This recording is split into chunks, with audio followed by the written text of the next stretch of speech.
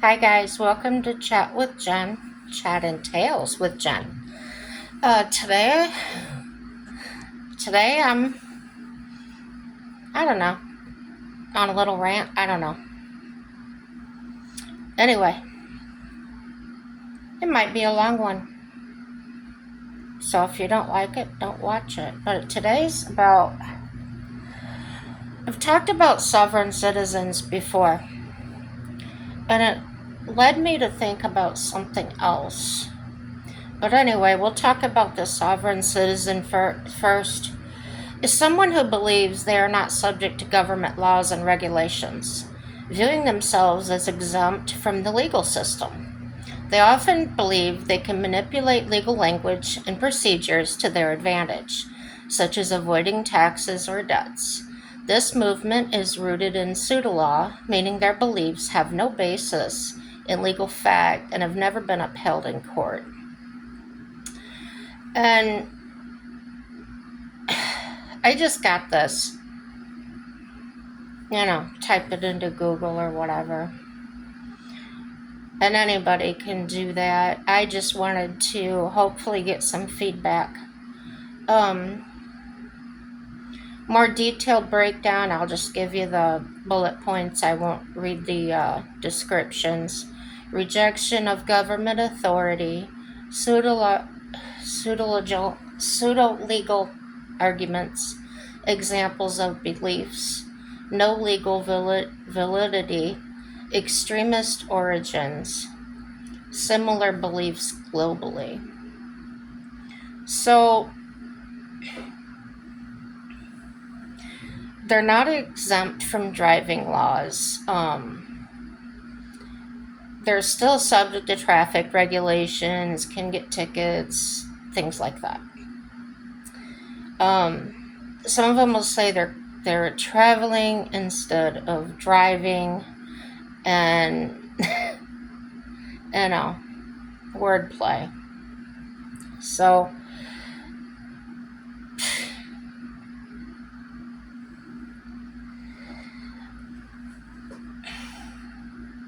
the FBI defines sovereign citizens as, quote, individuals who openly reject their U.S. citizenship status, believe that most forms of established government, authority, and institutions are illegitimate, and seek wholly or in part through unlawful acts of force or violence to further their claim to be immune from government. So, the reason I revisited that is, what was I going to say? Why don't they just renounce their citizenship? I'm going to type that in.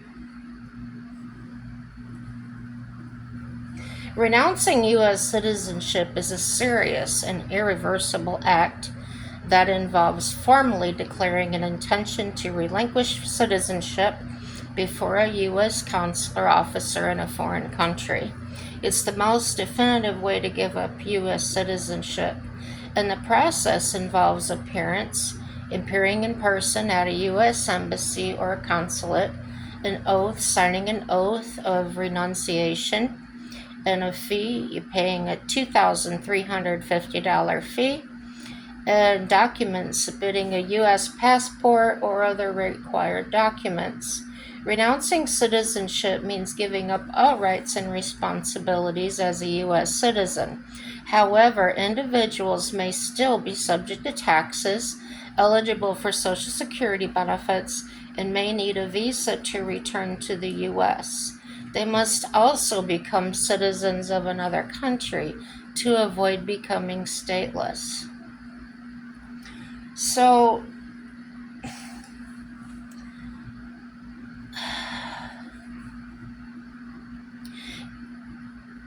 a little bit more. U.S. citizenship can be revoked, denaturalized under specific circumstances, primarily if it was illegally procured or obtained through fraud or misrepresentation. This can include concealing material facts lying about past criminal or immigration history, or associating with certain prohibited organizations. Additionally, certain criminal convictions, particularly those related to national security, can lead to denaturalization. Okay? So,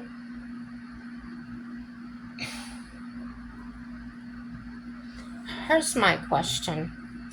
If you're a sovereign citizen and you don't want to follow any of the laws and denounce your government or whatever, why do you remain a citizen? That's my big question mark. Sorry, I'm itching. I got a dry scalp. I went swimming. I think the chlorine got to me a little bit. I usually don't put my head under, but I did.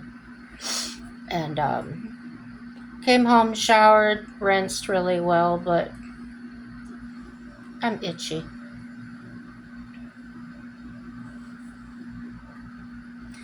And if they renounce the U.S. citizenship, it's irreversible. So, it says it is possible to regain citizenship through the standard immigration and naturalization processes.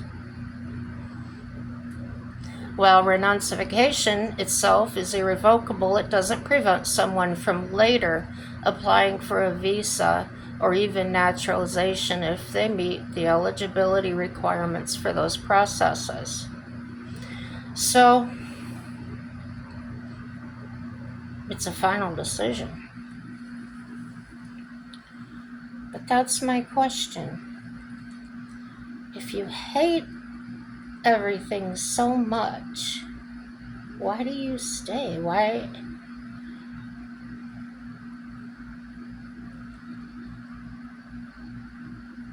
What do you think you're gonna gain from that? It doesn't make any sense.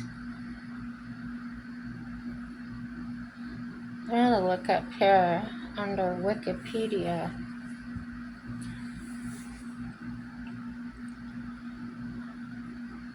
It's sometimes, the sovereign citizens movement is sometimes abbreviated as SOVCITS, SOVCITS, is a loose group of anti-government activists, conspiracy theorists, vexatious litigants, tax protesters, and financial scammers found mainly in English-speaking common law countries.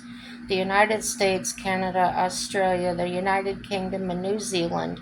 Sovereign citizens have their own pseudo-legal belief system based on misinterpretations of common law and claim not to be subject to any government statutes unless they consent to them. The movement appeared in the U.S. in the early 70s and has since expanded to other countries. The similar Freemen on the Land movement emerged during the 2000s in Canada before spreading to other Commonwealth countries. The FBI is called sovereign citizens, I already said anti-government extremists who believe even though they physically reside in this country, they are separate or sovereign from the United States. They believe that courts have no jurisdiction over people and that certain procedures, such as writing specific phrases on bills they do not want to pay, and loopholes can make one immune to government laws and regulations. They also regard most forms of taxation as illegitimate and reject Social Security numbers, driver's licenses, and vehicle registration. I once met a man. I didn't really meet him, but he came into this restaurant I used to frequent, just a little hole-in-the-wall place, and he would wear dark glasses. He had long black hair, dressed all in black, and it didn't matter, day or night, he would have those sunglasses on, really dark sunglasses. Ooh, I can't see without these on. And he was always talking to people about how he was a sovereign citizen and everything else, and he didn't work. I don't know how he lived. I think he lived in a vehicle or something, I'm assuming, because he did have a van. And he didn't believe in working. He didn't believe in a lot of things. So he came in there bragging one day that he was going to denounce his citizenship. I never saw him again after that, so I don't know if he left the state, ended up in prison. I don't know whatever happened to him. But once in a while, maybe once every few years, I think about that. And I wonder about why would anybody do that. But you've got so many people claiming that everything is theirs. And then you've got other people like that are saying they don't want any part of anything. And different strokes for different folks, right? Anyway, if you want to talk about anything, leave a comment about it. Like, dislike, subscribe, share with your friends and enemies.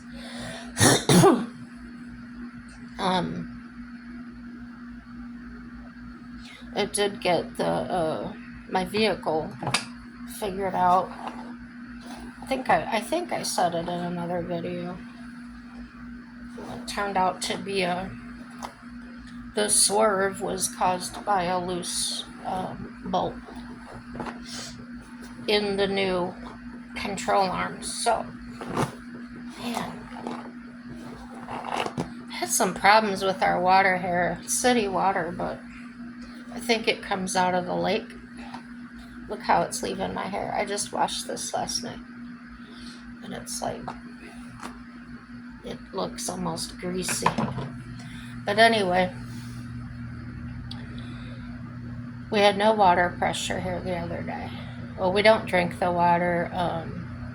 We use it for bathing and doing dishes, laundry, that's it. We get the bottled water from the store, the 5-gallon, and then I filter it again through a pitcher, and that's what we drink and my cat drinks. So anyway, the other thing I noticed is my soap, my hand soap, my shampoo was not foaming. That was not sudsing up under this water. So I went and complained about the water pressure, and the manager told us it's the city. So we've got water pressure back now, and the soap is sudsing a little bit, but not a lot. So I'm feeling like it's probably time to move out of this area. I don't know. I've been looking at some houses and things, and they've got some really inexpensive houses in different places. Some are kind of far away, some aren't too far away. I did switch where I'm going to the doctor's at, and their main place is in Fargo. It's just like 3.5, 4 hours away. But I just go to the local clinic here. Yeah, so many things running through my mind. It's 11 o'clock and Mike's not up yet, so I gotta talk. I'm lonely here. Not really lonely, just need to talk to somebody. But yeah. So everything else is going well. I did end up, I told you guys, I think, that I was asking for it. They did that driver's side wheel bearing. And I said, shouldn't you do the passenger side at the same time? And they said, oh, no, it'll be fine. Well, guess what? The right one's bad. So I had that done. And then I said to that mechanic, this is the one that treated us really well. I said, you gonna check out the backs? He goes, I already did it. And he said they're about 30%. So that'll probably be next month. Gosh. But yeah, I was planning on this summer getting all the belts, hoses, whatever changed out, because I like to know when it was done and things like that.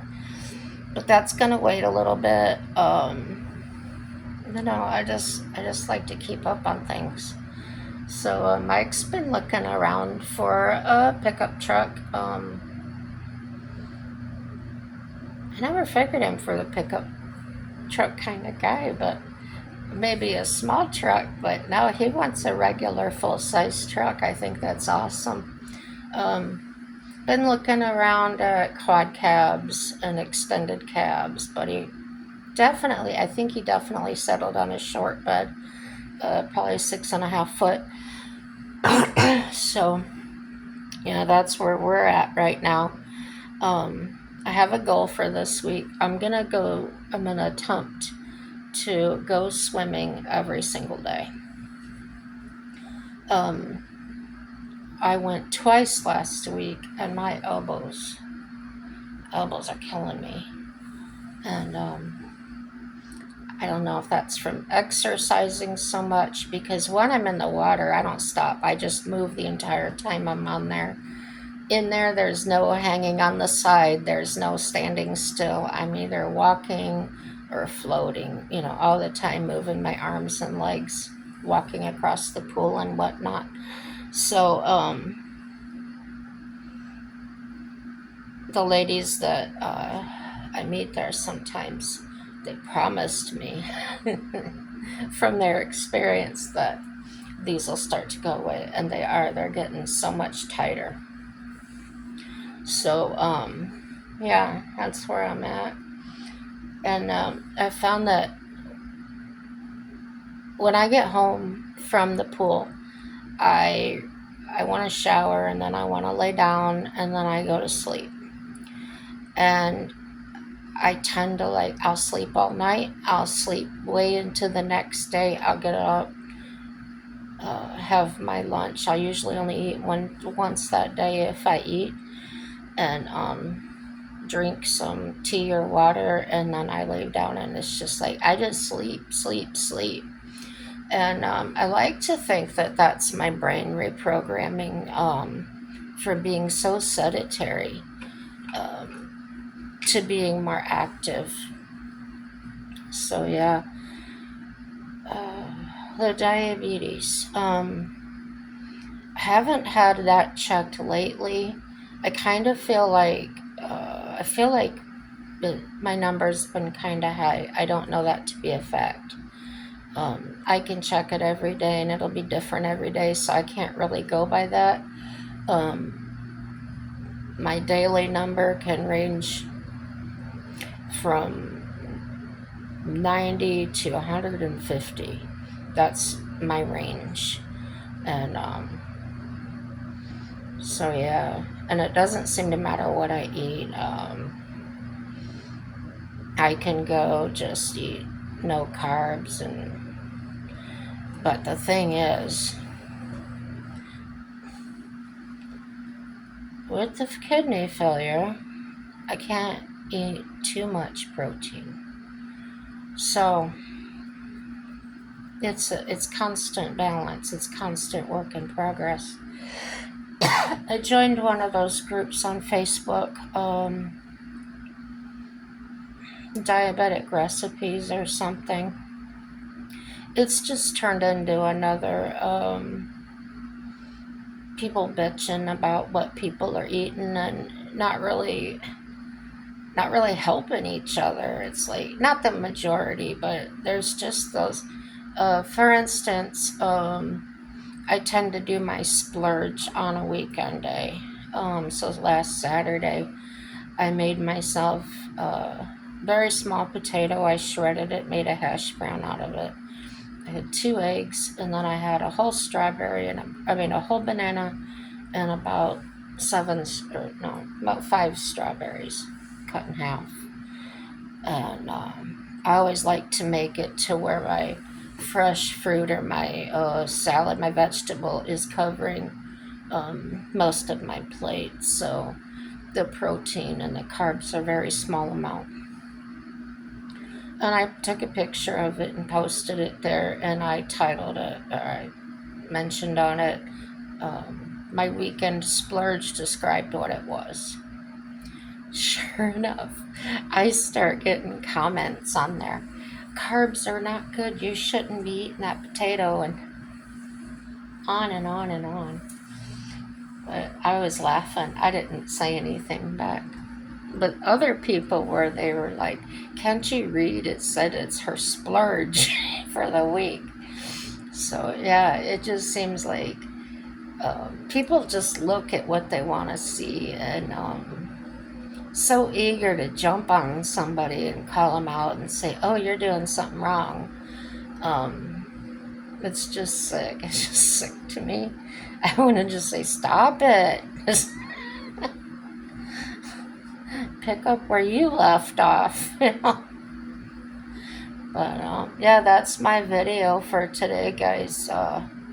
It's short but sweet, and I emptied out my head. No matter what, everything is going to work out for your good and my good and everybody's good. It really will. No matter what. And if something ever happened to Mike, I tell you what, I'm going to need you guys to remind me of that. I really am. Post to me every day. It's going to work out for my good, because although while I keep saying it, it's probably good to hear it back from somebody else when you know, we all have those weak moments. And here in North Dakota, I don't have anyone at all. I don't even have any close friends or anything. I have people I could talk to, like in the next town over. We used to live across the hall from her, and I'm from Indiana, and she's like from East Chicago, which is on the Indiana side of Illinois. It's like right on the line. So we had a lot to talk about. Yeah. So yeah, I can call her and talk to her and things like that. It will be a huge adjustment. Hopefully, you know, if I go first or something, I know he'll be okay. Um, we're just different that way. I'm so. I think because of my health, I used to be pretty independent as far as, gosh, I ran my own business, I ran my calls, I lived alone a lot. I lived alone a lot. But I think it's my health, my age, whatever. I'm just feeling kind of needy, and I I don't know, kind of codependent. My therapist doesn't think I'm very codependent, but she agrees there's something there.